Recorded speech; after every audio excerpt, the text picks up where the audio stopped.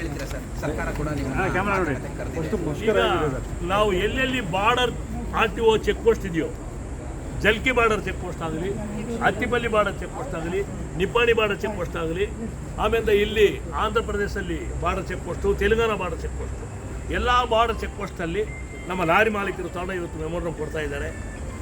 ಕಾರಣ ಏನಂದರೆ, ಭಾರತ ದೇಶದಲ್ಲಿ 1926 GST ಇಂಪ್ಲಿಮೆಂಟ್ ಆದಮೇಲೆ ಕಮರ್ಷಿಯಲ್ ಟ್ಯಾಕ್ಸ್ ಚೆಕ್ ಪೋಸ್ಟ್ ತೆಗೆದಾಗಿದೆ. RTO ಬಾರ್ಡರ್ ಚೆಕ್ ಪೋಸ್ಟು ಯಾಕೆ ಬೇಕು ಅಂತ ಕೇಳಿದ್ವಿ. 14 ರಾಷ್ಟ್ರದಲ್ಲಿ ಎಂಟೈರ್ 14 ಸ್ಟೇಟಲ್ಲಿ ಈಗ ಆಲ್ರೆಡಿ ಬಾರ್ಡರ್ ಚೆಕ್ ಪೋಸ್ಟ್ ತೆಗೆದಾಗಿದೆ. ಇವತ್ತು ಮಧ್ಯರಾತ್ರಿಯಿಂದ ಮಹಾರಾಷ್ಟ್ರದಲ್ಲಿ ಫಡ್ನವೀಸ್ ಅನೌನ್ಸ್ ಮಾಡಿದ್ದಾರೆ ಬಾರ್ಡರ್ ಚೆಕ್ ಪೋಸ್ಟ್ ಕ್ಲೋಸ್ ಮಾಡ್ತೀನಿ ಅಂತ. Already Andhra border check post close ಮಾಡಿ, RTO border check post close ಮಾಡಿ 1 ವರ್ಷ ಮೇಗ ಆಗಿದೆ. ಅದರಿಂದ ನಾವು ಕಾಯ್ತಾ ಇದ್ದೀವಿ, ನಮ್ಮ ಬಾರ್ಡರಲ್ಲಿ ಯಾವ ನಿರ್ರಾಜ್ಯಗಳ ಬಾರ್ಡರ್ ಚೆಕ್ ಪೋಸ್ಟ್ ಇದೆಯೋ ಅದು ಹೋಗಿದ ತಕ್ಷಣ ನಮ್ಮದು ತೆಗಿಬೇಕು ಎಂಬುದು ನಮ್ಮದು ಇಂಟೆನ್ಷನ್ ಇತ್ತು. ಅದೇ ಥರ ನಾವು ಇವ್ರನ್ನ ಬೇಡಿಕಿಟ್ಟಿವಿ. ಈಗ ಬಾರ್ಡರ್ ಚೆಕ್ ಪೋಸ್ಟು ಇನ್ನು ಇದ್ರ ತನಕ ತೆಗಿಲಿಕ್ಕೆ ಏನೇ ಯೋಚನೆ ಮಾಡಿರಲಿಲ್ಲ. ಅದರಿಂದ ನಾವು ಈ ಮುಷ್ಕರಕ್ಕೆ ಹೋಗಬೇಕಾದ ಪರಿಸ್ಥಿತಿ ಬಂತು. ರಾಮಲಿಂಗಾರೆಡ್ಡಿ ಅವ್ರ ಹತ್ರ ಇರೋದು ಎರಡೇ ಸಬ್ಜೆಕ್ಟು. ಒಂದು ಬಾರ್ಡರ್ ಚೆಕ್ ಪೋಸ್ಟು 15,000 13,000 ಕೇಂದ್ರ ಸರ್ಕಾರ ಬಡ ಲಾರಿ ಮಾಲೀಕರು, ಪಾಪ 9 ವರ್ಷ ಆಯಿತು ಲಾರಿ ಮಾಲೀಕರ ಹತ್ರ ಪರ್ಮಿಟ್ ಕಲೆಕ್ಟ್ ಮಾಡಬೇಕು, ಫೀಸ್ ಕಲೆಕ್ಟ್ ಮಾಡಬೇಕು ಅಂತ ಹೇಳಿದ್ದಾರೆ. ಅದನ್ನು ತೆಗೆದುಬಿಟ್ರೆ ನಮ್ಮದು ಏನು ಪ್ರಾಬ್ಲಮ್ ಇರೋದಿಲ್ಲ. ಆದರೆ ಡೀಸೆಲ್ ಬೆಲೆ ಕಡಿಮೆ ಮಾಡೋ ತನಕ ಯಾವುದೇ ಕಾರಣಕ್ಕೆ ಮುಷ್ಕರ ವಾಪಸ್ ತಗೊಳ್ಳೋ ನಂಬೋ ತೀರ್ಮಾನವನ್ನು ಮಾಡಿದ್ದೀವಿ. 18 ಜಾಗದಲ್ಲಿ ಬಣ್ಣ ಬಡಿದುಬಿಟ್ಟು ಟೋಲ್ ಕಲೆಕ್ಟ್ ಮಾಡ್ತಾ ಇದ್ದಾರೆ. ಇಂಡಿಯಾದಲ್ಲಿ ಎಲ್ಲಿಯೂ ಇಲ್ಲ. ಕೇಂದ್ರ ಸರ್ಕಾರ ಟೋಲ್ ಇದೆ, ಕೇಂದ್ರ ಸರ್ಕಾರದ್ದು ಭಾಳ ದೊಡ್ಡ ಲೂಟ್ ಇದೆ. ಅದು ಇವಾಗ ಡೆಲ್ಲಿಯಲ್ಲಿ ಮೀಟಿಂಗ್ ಕರೆದಿದ್ದೀವಿ, ಅಲ್ಲಿ ಮಾತಾಡ್ತೀವಿ. ಕೋಟ್ಯಾಂತರ ರೂಪಾಯಿ 42 ಟೋಲ್ ಇದೆ ಇಲ್ಲಿ ಕೇಂದ್ರ ಸರ್ಕಾರದ್ದು. ಕೋಟ್ಯಾಂತರ ರೂಪಾಯಿ ವಸೂಲು ಆಗಿ ಕೂಡ ಇದ್ರ ತನಕ ಅವ್ರನ್ನ ಬಿಟ್ಟಿಲ್ಲ. ನೈಸ್ ರೋಡ್ ತಗೊಳ್ಳಿ, 1,100 ಕೋಟಿಯಲ್ಲಿ ಆಗಿದ್ದು ರೋಡ್ನ 3,000 ಕೋಟಿ ಕಲೆಕ್ಟ್ ಮಾಡಿ ಕೂಡ ಆ ನೈಸ್ ರೋಡ್ನ ತೆಗೆಯಕ್ಕಾಗಿಲ್ಲ. ಅಂದರೆ ಯಾವುದೇ ಸರ್ಕಾರ ಬರಲಿ ಏನೋ ಒಂದು ಹೇಳ್ತಾ ಇರ್ತಾರೆ. ಆದ್ದರಿಂದ ಕೇಂದ್ರ ಸರ್ಕಾರ ಕೊಳ್ಳಿ ಅದನ್ನು ವಜಾ ಮಾಡಬೇಕು ಅಂತ ಅದನ್ನು ಕೇಳ್ಕೊಳ್ತಾ ಇದೀವಿ. ಒಂದು ಕಡೆ ಇಲ್ಲಿ ಇವತ್ತು ಮಧ್ಯರಾತ್ರಿಯಿಂದ ಮುಷ್ಕರ ಸ್ಟಾರ್ಟ್ ಮಾಡಿದ್ವಿ. 80% ಗಾಡಿಗಳು ಏನೂ ಅಡ್ಡಾಡ್ತಾ ಇಲ್ಲ ಎಲ್ಲಿನೂ. ಅದೇ ಥರ ಇವತ್ತಿಂದ ಯಾರು ಕರ್ನಾಟಕ ಒಳಗಡೆ ಬರಬಾರ್ದು ಹಂಗಂತ ಹೇಳ್ಬಿಟ್ಟು ಸ್ಟ್ರಿಕ್ಟಾಗಿ ಎಲ್ಲರೂ ಸ್ಟೇಟ್ನವರು ಲೆಟರ್ ಬರೆದಿದ್ದಾರೆ. ಇಡೀ ಭಾರತ ದೇಶದಲ್ಲಿರೋ ಎಲ್ಲ ಸ್ಟೇಟು ಫಸ್ಟ್ ಟೈಮು ಕರ್ನಾಟಕ ಒಳಗಡೆ ಗಾಡಿ ಹೋಗಬಾರ್ದು, ಅವ್ರದ್ದು ತೀರ್ಮಾನ ಆಗೋ ತನಕ ಹೇಳಿದ್ದಾರೆ. ಅದರಿಂದ ಲಾರಿ ಮಾಲೀಕರು ಭಾಳ ಸಪೋರ್ಟ್ ಮಾಡ್ತಾ ಇದ್ದಾರೆ ನಮಗೆ. ಅದರಿಂದ ಇವತ್ತು ರಾಮಲಿಂಗಾರೆಡ್ಡಿ ಅವರು ಮೀಟಿಂಗ್ ಕರೆದಿದ್ದಾರೆ. ಅವರು ಬೇಕಾದಷ್ಟು ಸಪೋರ್ಟ್ ನಮಗೆ ಮಾಡಿದ್ದಾರೆ. ನಾವು ಮಾಡಿಲ್ಲ ಅಂತ ಹೇಳೋಕ್ಕಾಗಲ್ಲ, ಯಾವತ್ತೂ ನಾವು ಕನಸಲ್ಲಿ ಕೂಡ ಮರೆಯೋಕ್ಕಾಗಲ್ಲ.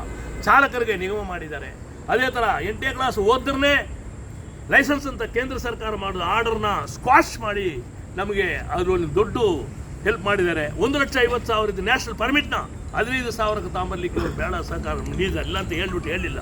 ಅದರಿಂದ ಇದೇ ಥರ ಇರುವಾಗ ದಯವಿಟ್ಟು TPS ಬರುವಾಗ GPS ಸಬ್ಜೆಕ್ಟಲ್ಲಾಗಲಿ ನಾವು ಯಾವುದೇ ತೊಂದರೆ ನಮ್ಮ ಸ್ಟೇಟ್ ಗೌರ್ಮೆಂಟಲ್ಲಿ ಕೊಟ್ಟಿಲ್ಲ. 6 ವರ್ಷ ಕಾಲ ಎಲ್ಲ ಮಂತ್ರಿಗಳು ಸರಿಗೆ ಕೇಳ್ಕೋಬೇಕು. 6 ವರ್ಷ ಕಾಲ ಸಿದ್ದರಾಮಯ್ಯ ಅವರು ಯಾವಾಗ ಡೀಸೆಲ್ ಬೆಲೆ ಕಡಿಮೆ ಮಾಡಿದ್ರು ಅವತ್ತಿಂದ ಇವತ್ತಿನ ತನಕ ಮುಷ್ಕರ ಮಾಡಿಲ್ಲ. ಈಗ 5 ರೂಪಾಯಿ 50 ಪೈಸೆ 6 ತಿಂಗಳಲ್ಲಿ ಮಾಡಿದ ಕಾರಣ ನಾವು ಮುಷ್ಕರಕ್ಕೆ ಹೋಗಬೇಕಾದ ಅವಶ್ಯಕತೆ ಬಂತು. ಇಲ್ಲಿ ರಾಜಕೀಯ ಗೀಟಿಗೆ ಏನಿಲ್ಲ. ನಮ್ಮಲ್ಲಿ ಎಲ್ಲ ರಾಜಕೀಯ ಚೆಪ್ಪಲೆಲ್ಲ ಆಚೆ ಬಿಟ್ಬಿಟ್ಟೆ ನಾವಿಲ್ಲಿ ಬರೋದು. ಆದ್ದರಿಂದ ನಮ್ಮದು ಲಾರಿ ಮಾಲೀಕರ ಸಂಘ ಲಾರಿ ಜಾತಿ. ಆದ್ದರಿಂದ ದಯವಿಟ್ಟು ಪಬ್ಲಿಕ್ ನಮ್ಮ ಜೊತೆಗೆ ಸಪೋರ್ಟ್ ಮಾಡಿದ್ದಾರೆ. ಸಭೆಯಲ್ಲಿ ಏನು ಬೇಡಿಕೆಗಳು ಹೇಳ್ತೀರಿ ಸರ್? ಸಭೆಯಲ್ಲಿ ಅವ್ರು ಏನು ಹೇಳಿದ್ರೆ ಒಪ್ಕೋತೀವಿ, ಮುಷ್ಕರ ವಾಪಸ್ ಯಾವುದೇ ಕಾರಣಕ್ಕೆ border RTO border check post ತೆಗೆಯಲೇಬೇಕು. ಅದರಿಂದ ನಾವು ಹಿಂದೆ ಹೋಗೋದೇ ಇಲ್ಲ. ಎರಡನೇದು 18 ರೋಡಲ್ಲಿ ಪೇಂಟ್ ಮಾಡಿಬಿಟ್ಟು ಟೋಲ್ ಕಲೆಕ್ಟ್ ಮಾಡ್ತಾ ಇದ್ದಾರೆ, ಸುಂಕ ಕಲೆಕ್ಟ್ ಮಾಡ್ತಾ ಇದ್ದಾರೆ ಸ್ಟೇಟ್ ಗೌರ್ಮೆಂಟ್. ಅದನ್ನು ಕೂಡಲೇ ರದ್ದು ಮಾಡಲೇಬೇಕು. ಡೀಸೆಲ್ ಬೆಲೆ ಖಂಡಿತ ಇಳಿಸಲೇಬೇಕು, ಅದರಲ್ಲಿ ಯಾವುದೇ ಅನುಮಾನ ಇಲ್ಲ.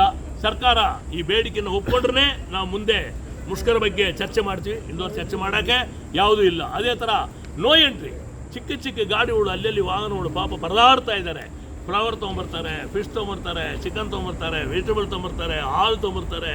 ಬೇಕಾದಷ್ಟು ಚಿಕ್ಕ ಗಾಡಿಗಳು ಬರ್ತಾ ಇದೆ. ದೊಡ್ಡ ಗಾಡಿ ನಾವು ರಿಸ್ಟ್ರಿಕ್ಟ್ ಮಾಡಿದ್ರೆ ನಾವೇನು ಬೇಡ ಅಂತ ಹೇಳಿಲ್ಲ.